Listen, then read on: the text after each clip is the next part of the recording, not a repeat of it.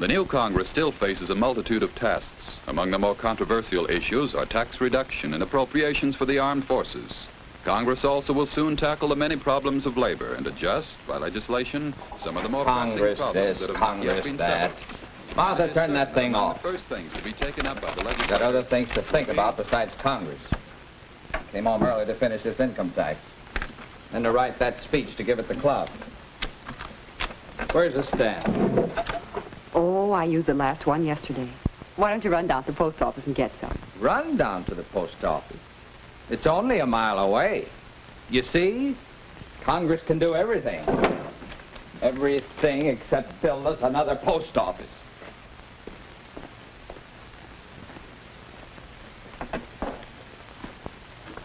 Two threes and an air mail. Afternoon, Bentley. Hello, Williams. Suppose you're going down to register. Register? For what? Why? For the congressional elections this fall. Don't forget, we want Pierce for Congress. Pierce for Congress. Yeah. I don't care a hang who gets to Congress. Yes, but What's Congress ever given me except a lot of trouble? Like this income tax. Has Congress given us the new post office we need? well, but No. You know what I think? I think we'd all be better off if there wasn't any Congress. Hereby declare this Congress to be suspended indefinitely. Stamp? The man who wants to buy stamps. There aren't any more stamps. Can't you read? Congress is gone. So is the postal system. The Williams Postal Service will deliver letters for $1 an ounce. But not these dollars. United States money is no good. See, Congress had the power to issue money, but no more. Only New York money is good here. Go over to the currency exchange, Bentley, and take your letters. But don't bother about mailing this income tax. There's nobody to collect federal taxes. Oh, yes. Lots of things are different without the powers of Congress. You'll see. Pretty, aren't they?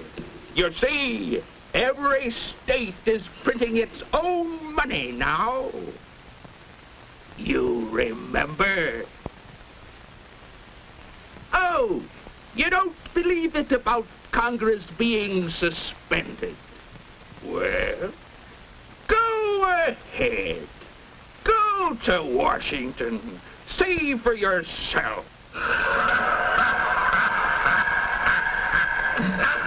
A round-trip ticket to Washington? That'll be 600 New York dollars. That's right, Bentley. You're catching on. No Congress, no regulation of commerce, no regulation of railroad fares. Oh, you don't like it. You want to take it to court. Go ahead. Don't be so surprised, Bentley. The states have to create their own armies and navies and air forces because there's no Congress to provide for national defense.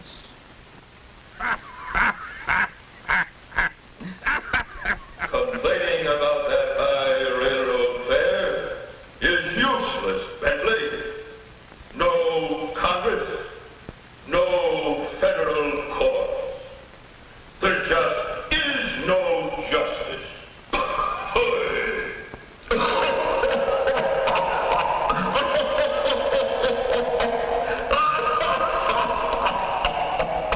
Well, back at the old office, eh, Bentley?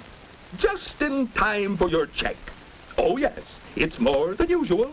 No deduction for savings bonds or income tax or Social Security.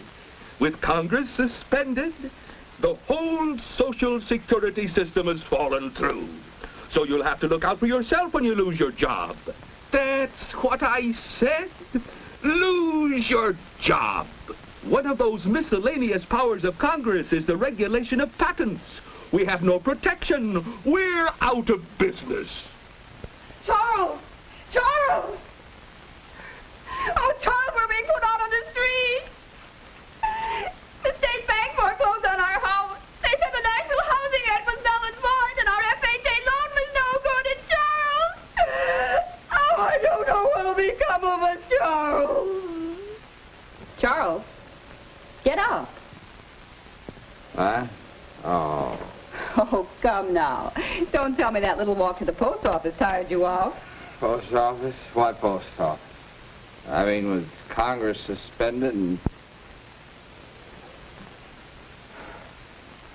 Oh, what a dream. Martha, that's it. What?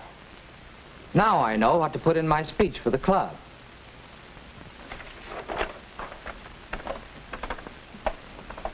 And so, gentlemen, my topic is the powers of Congress.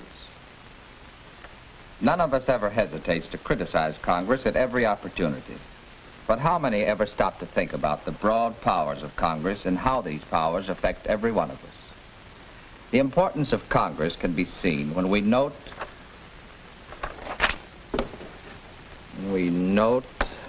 that the framers of the Constitution devoted the very first article to that branch of our government. All legislative powers herein granted shall be vested in a Congress of the United States, which shall consist of a Senate and a House of Representatives. Consider the wide-reaching powers of Congress. Laying taxes, regulating commerce, coining money, establishing post offices,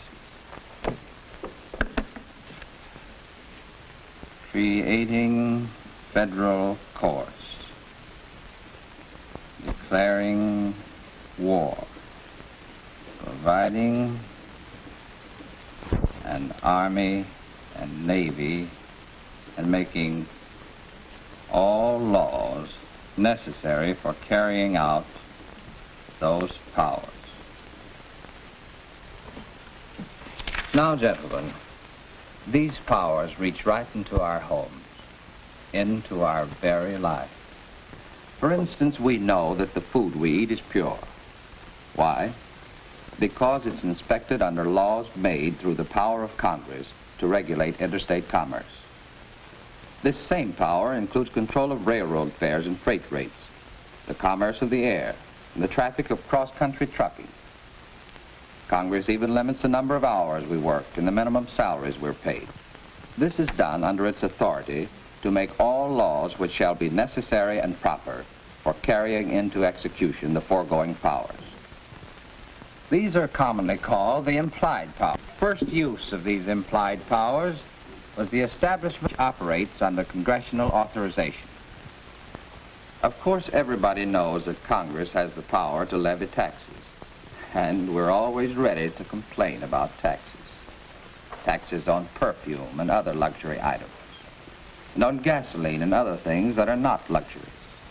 But we're not so ready to appreciate what we get from Congress in return. The network of federal highways that span our nation, the great reclamation and power developments, our magnificent national parks and forests, protection of our health, promotion of foreign trade, assistance given farmers through such things as crop insurance and scientific information, and assistance given homeowners through agencies like the Federal Housing Administration. And remember, gentlemen, those are only a few illustrations of how the powers of Congress affect each one of us. So your personal welfare, as well as the welfare of your country, depends upon your active interest in electing to Congress men and women of such.